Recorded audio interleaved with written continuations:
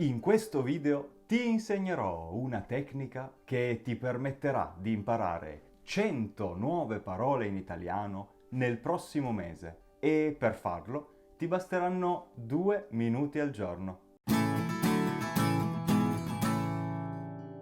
Benvenuto alla sfida del vocabolario di Lingua Franca. È marzo, uno dei momenti più piatti dell'anno. In questo mese si lavora, non ci sono vacanze e fa freddissimo e se sei come me, queste cose ti rendono felicissimo.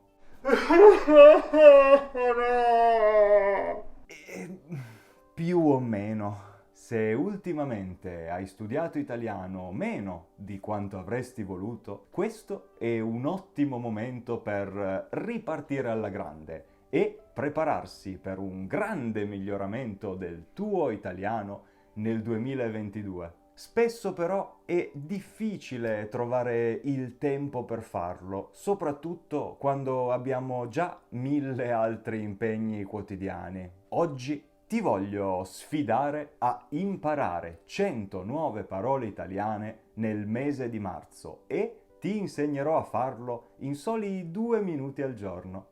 Se stai guardando questo video qualche mese dopo che è stato caricato, ovviamente puoi comunque partecipare alla sfida in qualsiasi altro mese. No, te lo dico perché non si sa mai. Ma come si fa?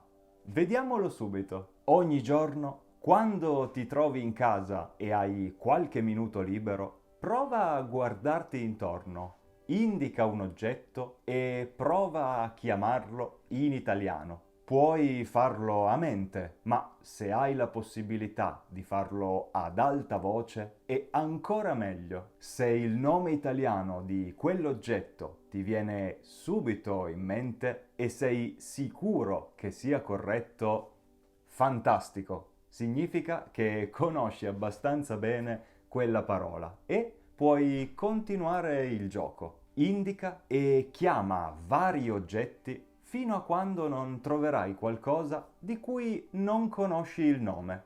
Questa parte richiede solo qualche secondo.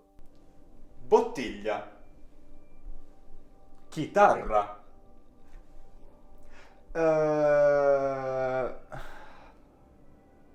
Quando trovi un oggetto di cui non conosci il nome, cerca la sua traduzione su un dizionario online.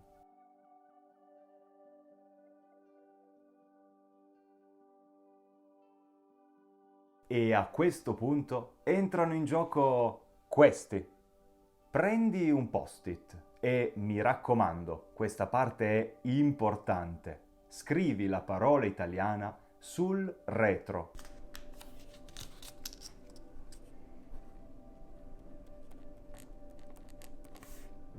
Dopo averlo fatto, attacca il post-it sull'oggetto e con questo hai completato il lavoro.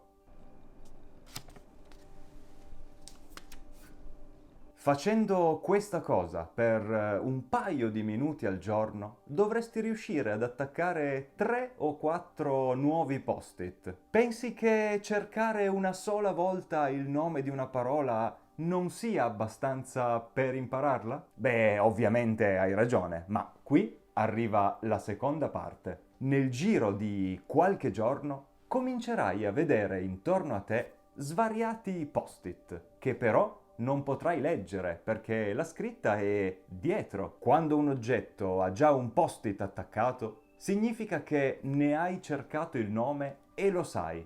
Questa informazione è da qualche parte nel tuo cervello. Quando ti muovi per la casa e vedi un post-it, il tuo compito è quello di indicarlo e provare a chiamarlo con il suo nome italiano. Possono succedere diverse cose. Nel peggiore dei casi, dopo aver puntato l'oggetto, non ti verrà in mente assolutamente niente.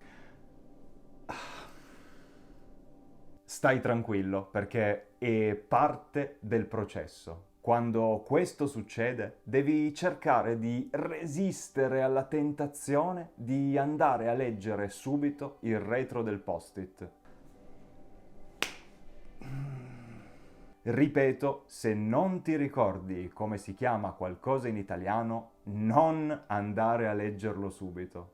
È controintuitivo, ma prova semplicemente a pensare: ora non me lo ricordo, ma mi verrà in mente. Spesso, molto spesso, quella parola ti verrà in mente quando meno te lo aspetti. Magari quando ti metterai a letto la sera o ti sveglierai il mattino dopo.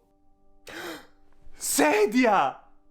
Se il giorno dopo ancora non ti è venuta in mente, a quel punto vai a rileggere il retro del post-it per rinfrescarti la memoria. Se invece, dopo aver indicato un oggetto, ti viene in mente una parola o una parte di parola, ma non sei sicuro sia giusta al 100%, controlla sul retro del post-it per avere un feedback istantaneo. Ledia o vedia? Sedia. Nel terzo caso, che è il migliore e spesso l'ultimo ad arrivare, dopo aver indicato un oggetto con un post-it attaccato, il suo nome ti verrà subito in mente e sarai così sicuro che sia corretto che non avrai neanche bisogno di controllare. Sedia. Quando questo succede per 2 o 3 volte di seguito, quel post-it ha svolto il suo lavoro. Staccalo pure. Sembra un processo lento, ma la preparazione dei post-it non richiede più di un minuto. E dopo che sono stati attaccati, tutto ciò che devi fare è indicarli e chiamare in italiano l'oggetto a cui sono attaccati. Se crei 3 o 4 post-it nuovi al giorno, imparerai più di 100 nuove parole in un mese, senza fare la minima fatica. Penso che sia molto importante sfruttare tutte le strade che ci permettono di imparare una lingua, soprattutto quando queste strade ci fanno progredire anche quando non abbiamo tempo di studiare. Naturalmente non devi limitarti agli oggetti. Puoi usare il sistema dei post-it per imparare i nomi delle parti della casa, delle stanze, magari anche delle persone? Fede? Sì? Ma che cazzo? No, vabbè, magari per quello serve un altro metodo. Ora tocca a te. Procurati dei post-it e mettili in un punto di passaggio della casa. Così ti ricorderai di fare l'esercizio tutti i giorni. Nei commenti fammi sapere qual è il primo oggetto di cui stai imparando il nome con questa strategia. Mi raccomando però, non esagerare. Ci va così poco a fare un post-it che la tentazione di farne molti più di 3 o 4 al giorno sarà grandissima, ma resisti. Già così ti troverai un sacco di post-it in giro dopo pochi giorni. Se ne fai di più, rischi di averne troppi e confonderti. Giorno dopo giorno imparerai senza fatica i nomi italiani di tutti gli oggetti che ti circondano in casa tua. Naturalmente una lingua non è fatta solo dal vocabolario, ma avere in mente pronte all'uso una grande quantità di parole italiane di uso comune sarà utilissimo per migliorare rapidamente. Se decidi di cominciare questa sfida, e perché mai non dovresti? Ci va così poco. Usa i commenti qui sotto come diario. Salva il video tra i preferiti e almeno una volta alla settimana torna a dirci quanti post-it hai attaccato e quante parole nuove hai imparato. Questa volta non ti chiedo un like. Se pensi che questo esercizio sia utile, condividi questo video sul tuo profilo di Facebook o in un gruppo dedicato all'apprendimento dell'italiano e tagga Mattia Linguafranca nel post. Condividi il tuo amore per l'italiano. Oh, se poi vuoi comunque mettere un like, sarebbe rapido e indolore come attaccare un post-it. Voglio anche ringraziare tutte le persone che ultimamente mi hanno offerto un caffè o una pizza.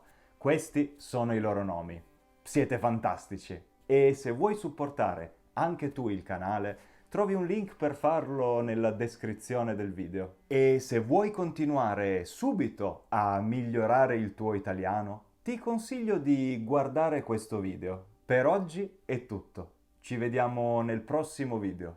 Buon italiano a tutti!